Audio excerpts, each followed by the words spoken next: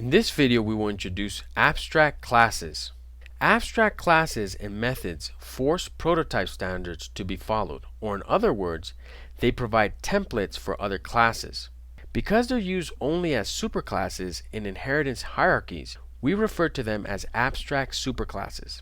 These classes cannot be used to instantiate objects because, as we'll soon see, abstract classes are incomplete. Subclasses must declare the missing pieces to become concrete classes from which you can instantiate objects. Abstract classes are also called superclass, and they are more general than its subclasses. The superclass contains elements and properties common to all of the subclasses. Often the superclass will be set up as an abstract class which does not allow objects of its prototype to be created. Let's look at a basic example.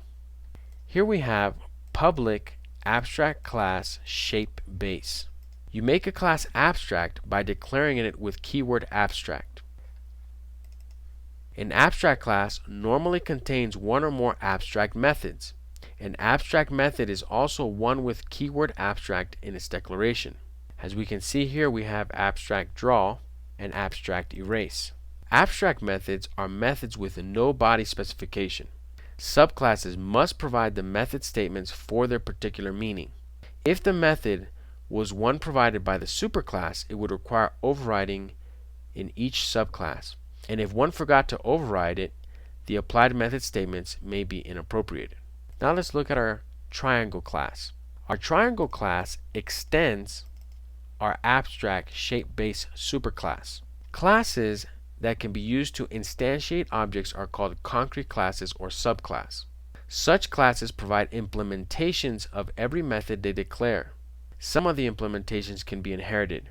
For example, we could derive concrete class triangle from abstract superclass shape. So here I provided an implementation for each of the abstract methods. Now let's look at public final class shapeBase final.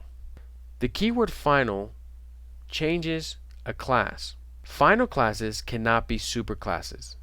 A final class that's declared final cannot be extended. All methods in a final class are explicitly final. An example of this is a string class. So here we have an abstract class that must be extended to be used, and then we have a final class which cannot be extended. This concludes our discussion of abstract classes.